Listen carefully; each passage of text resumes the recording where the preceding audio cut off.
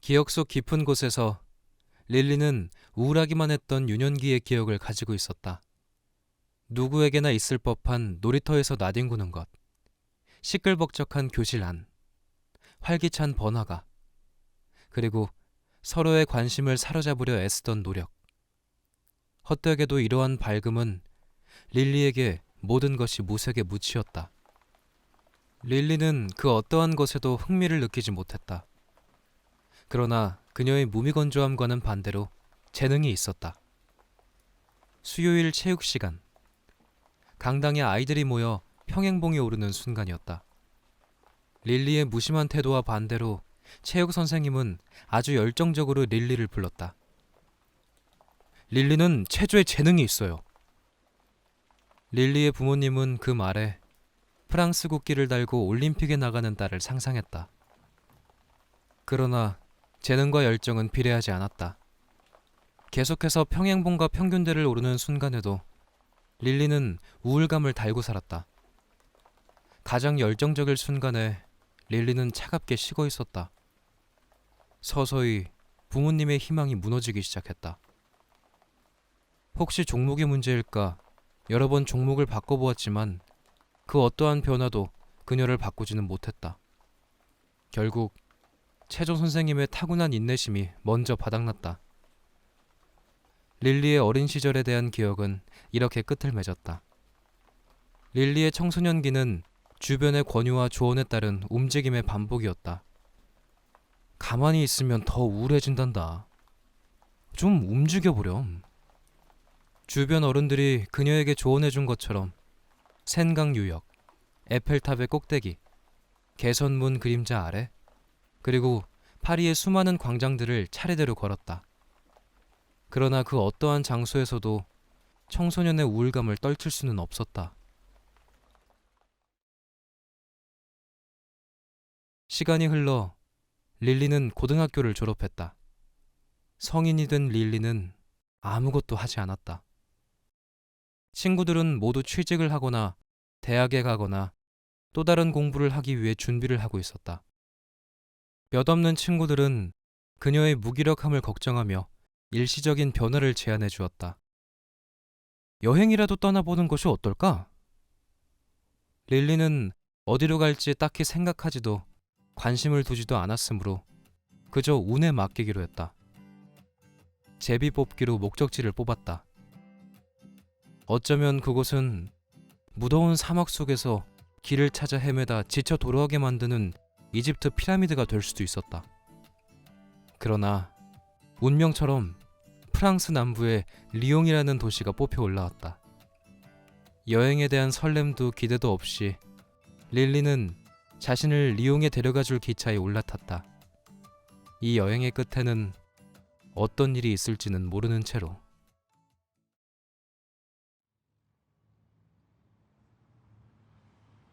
마침내 리옹의 어느 교차로에서 릴리의 인생이 전환점을 맞이했다. 혼란 속에서 움직이는 스쿠터에 치일 뻔한 것이었다. 멍하니 길을 걷던 릴리와 연습에 늦어 빠르게 스쿠터를 몰던 내가 한 지점에 마주쳤다. 다행히 아무런 일도 일어나지 않았지만 나는 무척 미안했다. 평소와 다르게 과속을 했다는 점에서 온 죄책감도 살짝 있었다. 죄송해요. 어디 다치진 않으셨죠? 제가 원래 과속하는 사람은 아닌데. 나의 열정적인 사과에도 불구하고 릴리는 그저 힘없이 자신의 몸을 살필 뿐이었다. 나는 그녀의 대답을 듣기 위해서 웃으며 그녀를 바라보았다. 그러나 아무런 대답도 들려오지 않았다. 나를 질책하는 말도 용서한다는 말도 없었다. 사과의 의미로 저기 맛있는 아이스크림 가게가 있는데 거기서 아이스크림 하나 사드려도 될까요? 나는 그녀의 용서를 받아내기 위해 릴리에게 아이스크림 하나를 건네었다. 그러나 그녀의 용서한다는 말은 들려오지 않았다. 그녀는 그저 무심한 태도로 아이스크림을 먹고 있을 뿐이었다. 아이스크림을 먹는 동안 우리는 많은 대화를 나누었다. 물론 대화라기에는 나의 일방적인 질문 공세였지만 릴리는 꽤나 충실하게 내 질문에 대답해 주었다.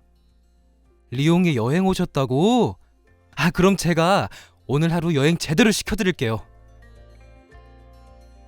약간은 충동적이었지만 내가 사랑하는 이 도시에 온 그녀에게 제대로 보여주고 싶다는 마음이 먼저였다.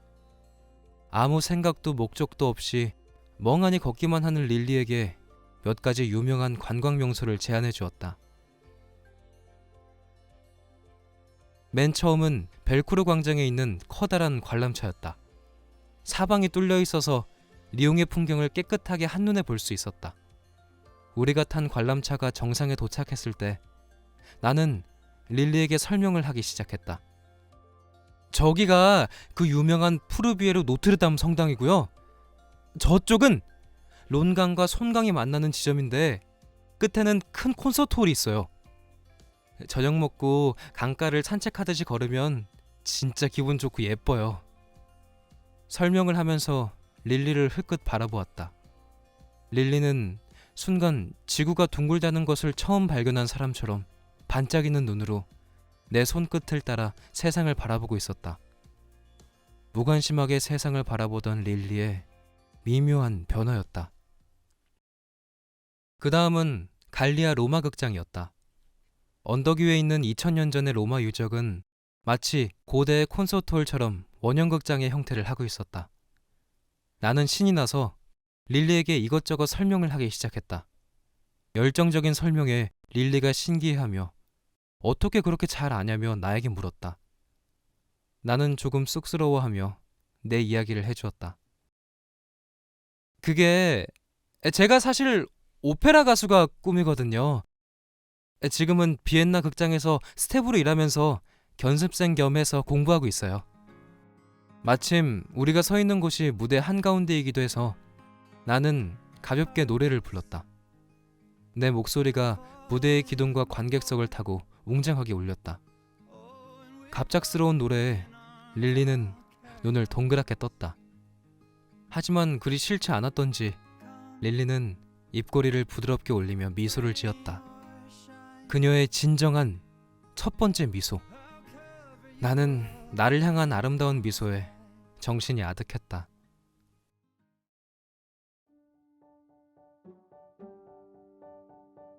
그리고 오늘 릴리의 세상은 더 이상 회색빛이 아니게 되었다.